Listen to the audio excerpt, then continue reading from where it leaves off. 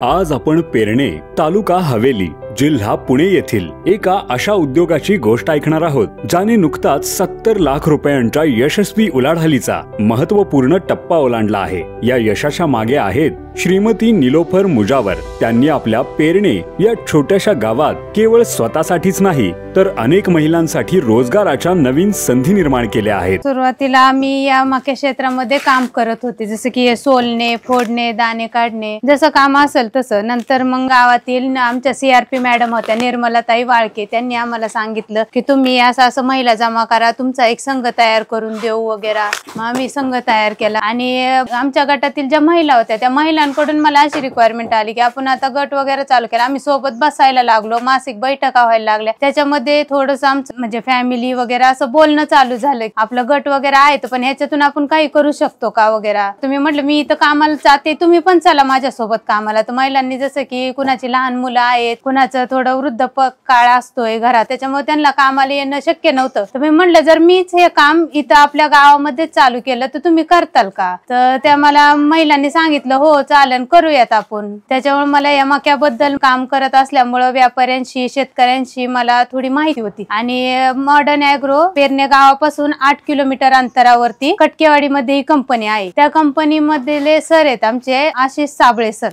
ते सर पण कधी कंपनीला वगैरे यायचे तिथं, तर मग तिथून ओळख असल्यामुळे आम्ही त्या सरांपाशी गेलो, सरांना सांगितलं। तर सर मला म्हटले की हो चालेल, बघा तुम्ही जर रॉ मटेरियल मिळवू शकता तर मी दाणे घ्यायला काहीच प्रॉब्लेम नाही। अशा प्रकारे श्रीमती मुजावर या ग्रामीण भागाच्या अर्थकारणाला एक मोलाचं आणि महत्त्वपूर्ण योगदान देत आहेत। सोबतच त्या अनेक महिलांना रोजगार सुद्धा देत आहेत। आज रोजी माझ्याजवळ 40 महिला काम करतात, त्या वेगवेगळ्या प्रवर्गातील आहेत। शिवाय दिव्यांग महिला सुद्धा हे काम करतात। या वर्षीला आमचा टर्नओव्हर 70 लाखापर्यंत झालेला आहे। तसेच भविष्यात मला कोटीच्या वरती उलाढाल करायची आहे। उमेदची आम्हाला खूप मोठी साथ मिळाली आणि उमेदच्या साथीमुळे आम्हाला आमच्या व्यवसायामध्ये खूप मोठी उभारी मिळाली। त्यासाठी मी उमेदचे खूप खूप आभार मानते।